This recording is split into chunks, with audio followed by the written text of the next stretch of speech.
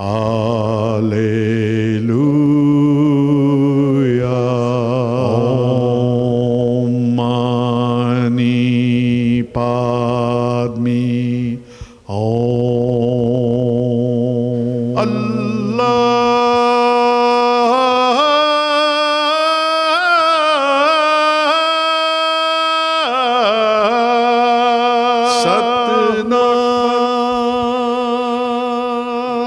Welcome. You're watching Harmony in Diversity. And this program we're speaking with Ron Laurie, and he's a specialist in human potential and the development of value systems. Thanks for coming back, Ron. Pleasure. One of the elements of this value system development is actually referred to as integral theory. Mm-hmm. Can you give us an idea of what integral theory is all about? Mm-hmm. I was saying last week that when I was beginning to make inquiries, I came across the Institute of Noetic Science. And noetics is ways of knowing other than the five senses. That's the Greek definition of noetic. And in one of their magazines, which is a really well-written material, there was an article, and it was written by a guy called Ken Wilber. And the article was called "How Big is Our Umbrella?"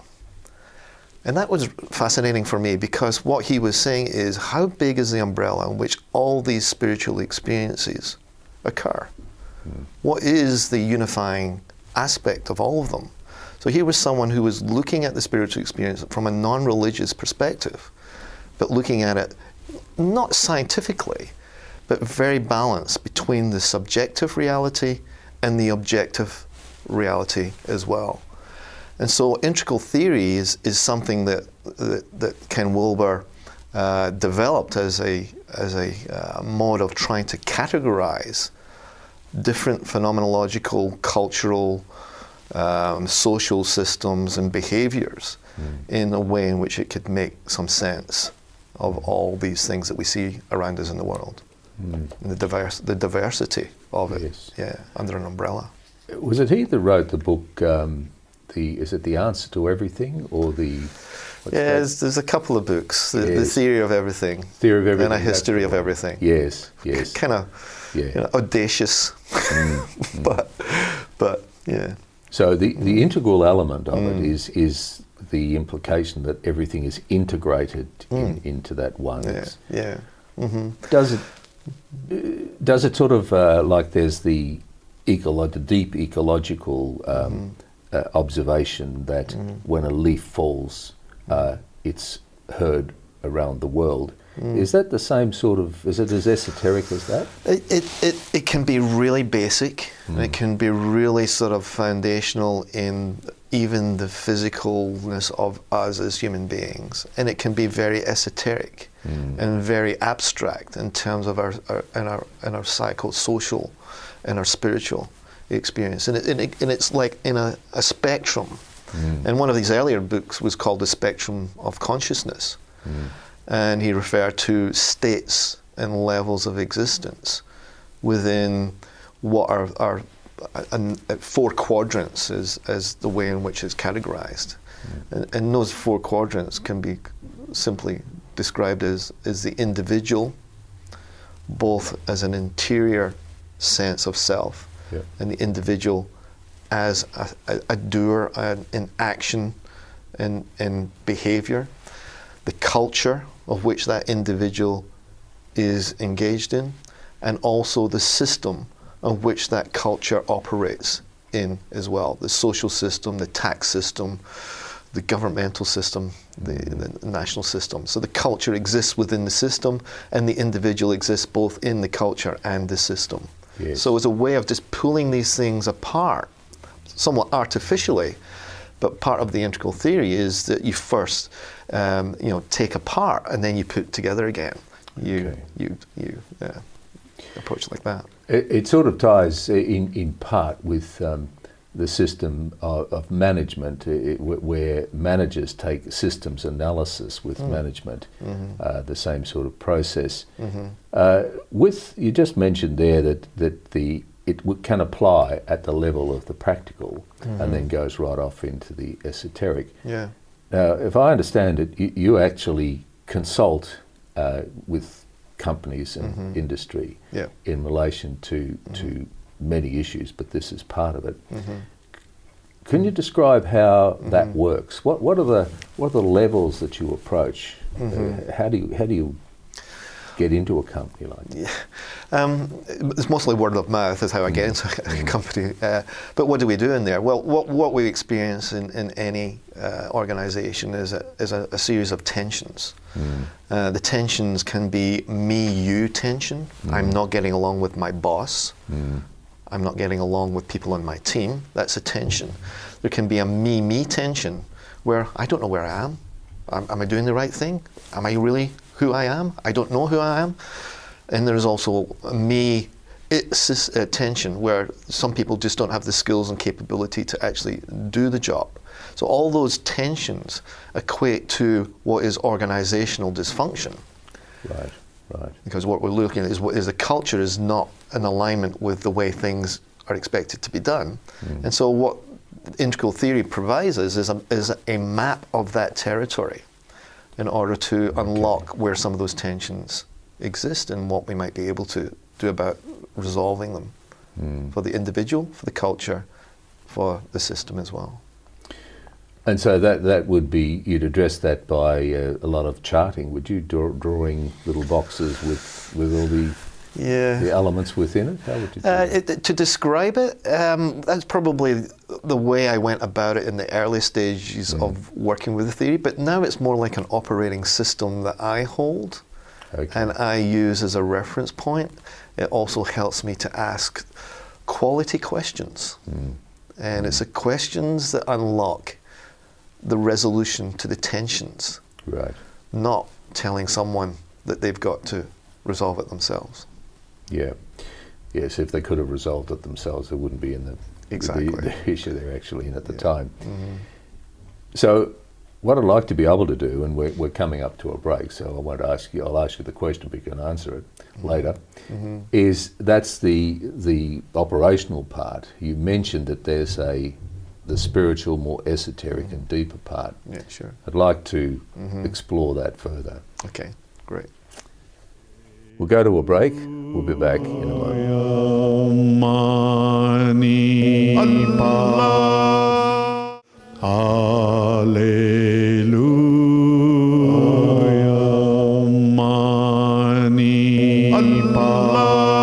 Welcome back. You're watching Harmony and Diversity, and we're talking with Ron Laurie, and he's a specialist in human potential and the development of value systems. And before the break, we raised the potential of where does the more esoteric spiritual element sit within this organisation where there's all sorts of tensions happening and you're resolving those. What does that thread look like and what does it weave? People come to work as themselves. They don't leave themselves at the door when they come to work. The more they can find themselves in their work, the more freer they become, the more liberated they become, the more of themselves they become. And so if an individual has a spiritual experience outside of work, what does one do when one comes to work with that spiritual? You cannot leave that behind. And so in a sense, integral theory seeks to understand that in the work context. How can that individual feel fulfilled in what they do in a work environment? Is that being paid attention to? Is that being not necessarily harnessed, but is the individual allowed to be who they are within that working environment? And that's really important, because what that individual comes with is life force, is life energy. And they come with that. And that can be very productive for them, and it can be very productive for the organization as well, if the organization understands it and works with it. So in the context of spirituality from outside coming into an organization, it's there, spirituality is there in the workplace, even although we don't often see it. The other context in which addresses spirituality in an integral perspective is the difference between what's called states and stages. An individual can have an euphoric religious state experience, but not able to live that every single moment of their day. And so one looks at the state as opposed to the stage. And the stage is how they actually are able to integrate that more in every moment of their day while they're doing what they're doing. So it's the integration of their spiritual life within the organization and how they actually go about fulfilling that. Do you find that management grasps that concept? Unfortunately, not. And here is another tension. There's the economic imperative that organizations need to address, which is very, very legitimate. We have to address that. That's the reality of the system in which we function. So it's important that that is taken care of. But if we have only that as a criteria for our organizations, it kills the soul of the organization. Yes. Those people that come to work with their experience, if that's not allowed to be them, then what are they other than sets of drones or just numbers to do the work? So it's important, specifically today, that spirituality is understood within leadership and management and in organizational systems, because it's there, but it's often buried. It's often not given any light to be worked with and explored. Now, there's a process, and I think it's ongoing, where I noticed that when they do an audit of the assets of a company, the spirituality is one of the assets that's included in the audit. How does that, is that the spirituality insofar as it relates to the capacity to make profit, or is it something something more esoteric than that? Well, it's human capital. It is quantifying the social capital of an organization, which is very rarely actually taken into consideration. When you do the balance sheet, it's more likely the objective realities of the stock or the organization's worthiness in terms of the eyes of the shareholder that's taken into consideration as the worthiness of that entity. In fact, that's nothing other than half of what should really be taken into consideration. It should be the social capital, the value systems, and the human potential elements which reside in that organization that also taken into consideration. So the fact that there might be audits on the social value and the spiritual value of an organization is a worthy consideration. It's there. It's reality. It's a step in the right direction, the fact of auditing in the first place. But then, from an integral theory point of view, integrating that, that's obviously the element. Is there any a breakthrough research going on in relation to this? Do you think it's just over the horizon, or is it a long way away? I think what organizations are finding is that they need to have a different platform of operating. People are, in a sense, becoming very aware that we know more about the world now than we've ever known as individuals, because we've got access to all the research. We know what was going on. We can go on the internet, we can find out anything that we want to. And that's putting pressure on organizations, because you can no longer treat individuals as widgets or numbers. You've got to treat individuals as human beings and to look for ways of tapping the potential of the human being, not only for the fulfillment of that individual, but the fulfillment of that organization and its role it plays, not just for the shareholders, but in society. And how that is necessary to take that in consideration of that organization within a larger context of things, not just within a shareholder valuing of it, but with how their contribution to society. And people are becoming very, very more aware of what organizations are contributing to society and what organizations are being detrimental to society. And that means that with the awareness of the individual within an organization means that leadership and management must also be aware of the individuals and their potentials as well, and give it a good recognition. Yes. We're approaching a break again, but the question I'd like to address to you after the break is the internet, the communication system, which causes people to, or organisations, to have to stand up and respond to what are otherwise peripheral interests, and the meat export issue to Indonesia is one of them. Thanks, Ron. We'll go to a break and we'll be back in a moment.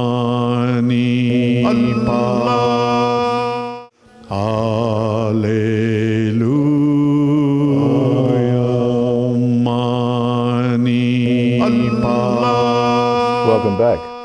We're watching Harmony and Diversity, and we're speaking with Ron Laurie, and Ron's a specialist in human potential and the development of value systems.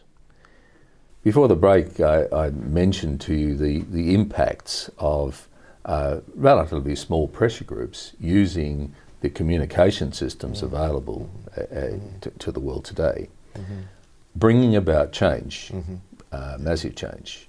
The Indonesian meat incident is one, the crutching of sheep is another, and there's a myriad of them. From a value systems point of view, where do you place that what has actually become a sort of an international awareness which is created by the communication system itself? What impact do you think that's going to have on value systems? There is no doubt, and no one would disagree, that we're becoming more interconnected as a result of the technology. We're becoming more interconnected because as a result of the system. The systems are supporting communication. But what do we communicate? Well, we really communicate what the culture is saying wants to be communicated. So things have changed. We're not being fed things. We're being a voice for things today. And people's consciousness is increasing. Their awareness is increasing. Their sense of justness is being heard.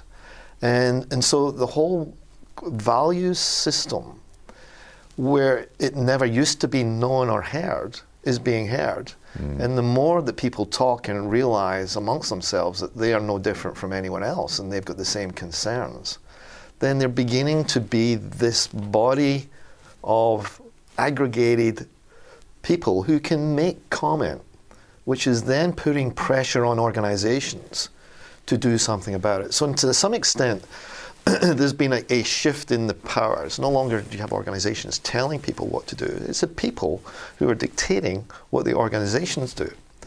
To the extent where organizations are beginning to find that if they make a wrong turn or make a wrong comment or make a wrong decision which impacts others, then they know very well that that's going to impact them financially, it's going to impact their stakeholding, their shareholding, what have you. So what we're beginning to see is that because of the systems enabling people to have voice, people are speaking up more and people are saying more. And I believe that we're actually, in a cultural sense, beginning to say more what is in our hearts, what is more what we feel. We're having the courage and we have the vehicles to do that. Is giving people voice. And I think that's an excellent sort of development in terms of what might be possible to shape the way that we do things. And I think we're beginning to see that now. That the voice of people, the voice of people's spiritual conscience is beginning to be heard, whereas before it may not have. Yes, I'm minded of your early childhood experiences. If you were able to get on the internet and email people and tweet people around the world, that perhaps wouldn't have been such an isolating experience. Absolutely not. And I found camaraderie, and I found that the conversations that I would have with other people who had the same spiritual experiences as myself was a reinforcer for me. I never felt alienated after that. I felt emboldened to speak and ask questions and to explore where other people have explored as well. And that gave me an opportunity to fulfill who I was in my spiritual experience and to not shy away from it, but to say, this is potential. Yes. This was potential in me, which I witnessed within me. as I was growing up through my life. It was kind of like a life force that wanted a voice, that wanted to be heard, and I think that's what we're hearing now. Yes, yes. So you mentioned the word potential. Well, what do you think the impact on the development of human potential? What is the potential we're talking about, which could grow out of this greater communication and awareness? Ralph Metzer, who is one of the people in the transpersonal area, says that what we look at out there and call normality may actually be a form of arrested development. What we benchmark ourselves to might actually be way below what our potential is. And rightly or wrongly, I mean, I give a lot of, it's important that I went through my religious experience. It was important for me. It was a formidable experience, as well as a forming of my own perspective of who I am. And for me to be able to recognize that in other people, the diversity of the spiritual experiences. We're all human beings. Sure. We're just expressing it in different ways. And it's that diversity which is fascinating, and the different values in which people express themselves and how they express themselves through it, which is their spiritualness, is fascinating. Yes. Do you think that there may be a downside in part to this, in the sense that had you been able to broaden that experience of yours, you may not have given it as intense an internal processing to come to that devolved point or evolved point? I think it's a two-way. It's a both internal journey and the external journey. I don't think that you can actually get a stable spiritual stage without doing some state intervention experience in order to sensitize oneself to life and to what would be an expression of their spirit, to sensitize themselves to that sort of spiritualness, that spirit within them. So the tendency to sort of not identify what's actually happened, like what was that, and there's no answer, then perhaps it doesn't go to its next step. Talking about next steps, we have run out of time, and you had suggested that you'd be willing to come back for another interview. That would be wonderful, Ron. And so what we'd like to try and do is have a look at the theory of everything, if you like, to have a look at the variations on spiritual theory. All right? Okay, great. Thank you. Thank you. Thanks for watching, and we'll be back next week with Ron to discuss further this very fascinating subject. Baha'u'llah,